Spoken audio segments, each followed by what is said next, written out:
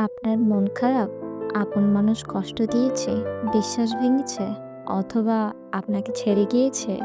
যে আপনাকে ছেড়ে গিয়েছে, আপনাকে কষ্ট দিচ্ছে, সে আপনার আপন মানুষ হলো কিভাবে? আপন মানুষ তো সে, যে সবসময় আপনার পাশে থাকবে, আপনাকে ভরসা দেবে।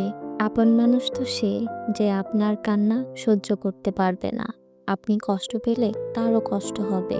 যে আপনার সাথে প্রতারণা করেছে, সে কখনোই আপনার আপন মানুষ ছিল না। সে তার স্বার্থের কারণে আপনার সাথে ছিল। আপন হওয়ার অভিনয় করেছিল। আপনাকে স্বার্থে ব্যবহার করেছে। আপনার কাছে তার স্বার্থ শেষ, তাই সে অন্য কারো কাছে স্বার্থ খুঁজতে চলে গেছে। জানেন, দুনিয়াটা বড়ই নিষ্ঠুর। মানুষ এখন এত সুন্দর অভিনয় জানে, আপনি বুঝতেই পারবেন না সে আপনাকে সত্যি ভালোবাসে নাকি সব অভিনয়। মাঝে মাঝে মানুষটা আপনার প্রতি এত ভালোবাসা দেখাবে যেন আপনি যা চাইবেন তাই এনে দেবে। আপনার চাওয়ার আগেই সব আপনার সামনে হাজির করবে।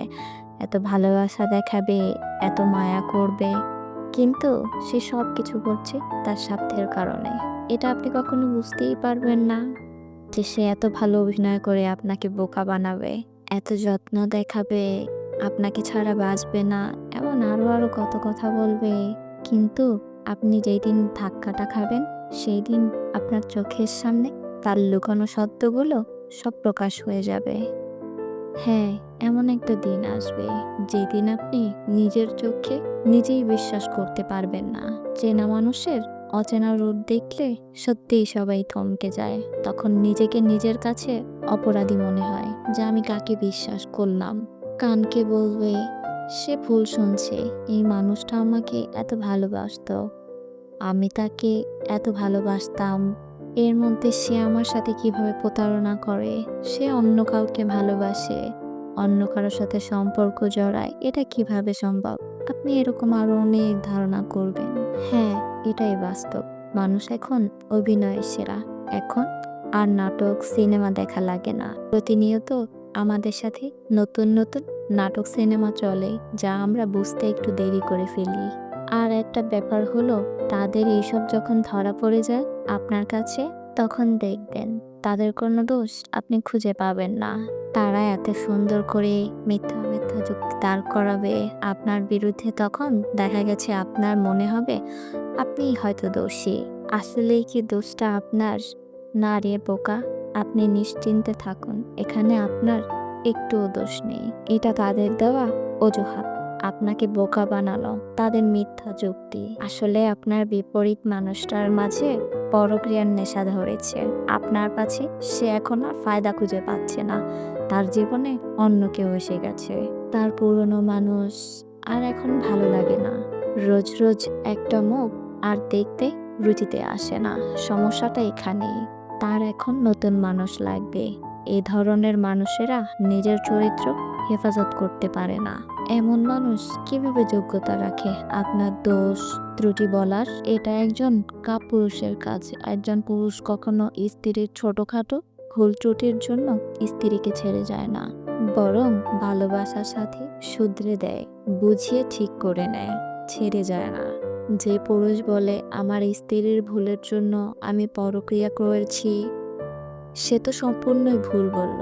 কারণ আপনার স্ত্রী যদি এতটাই খারাপ হয়, তাকে যদি আপনি কন্ট্রোলেই না করতে পারেন, তাহলে তাকে আপনার কাছে কেন রাখেন? ছেড়ে দিন। তার সাথে ঘরে সবকিছু ঠিকঠাক থাকবে, আবার বাইরেও ঠিক রাখবেন। তাহলে এটা থেকে তো এটাই প্রমাণ হয় স্ত্রীর ভুল নয়, আপনি ভুল। পরক্রিয়া করে কি সমাধান করলেন আপনি? এতে তো স্ত্রী যখন জানবে, সে তো তখন আর আপনার কন্ট্রোলে থাকবে না। সে আপনাকে আর আগের মতো সম্মান করবে না, ভালোবাসবে না। তাহলে এখানে ভালো কি হলো? লাভ তো কিছুই হলো না। পরক্রিয়া করে কেউ কখনো ভালো থাকতে পারেনি।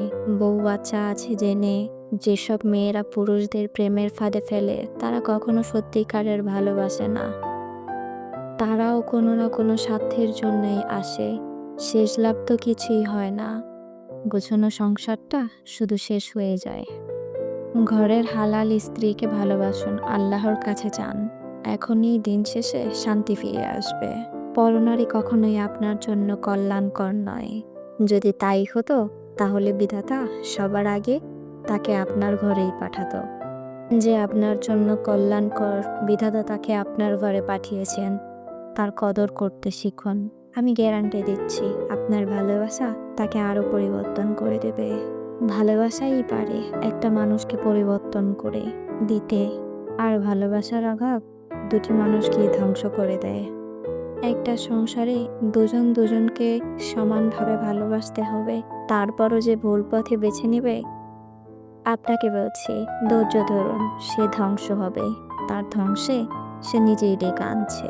কারণ খারাপ কর্মের ফল কি কখনো ভালো হয়, এটা মাথায় রাখুন। ধৈর্য ধরুন, অপেক্ষা করুন। আপনি আপনার সততা নিয়ে বেঁচে থাকুন। সংসার জীবনে ভালো থাকতে চাইলে দুজনেরই সমান ভালোবাসা সম্মান প্রয়োজন। ভিডিওটি ভালো লাগলে চ্যানেলটিকে সাবস্ক্রাইব করে পাশে থাকবেন। ধন্যবাদ।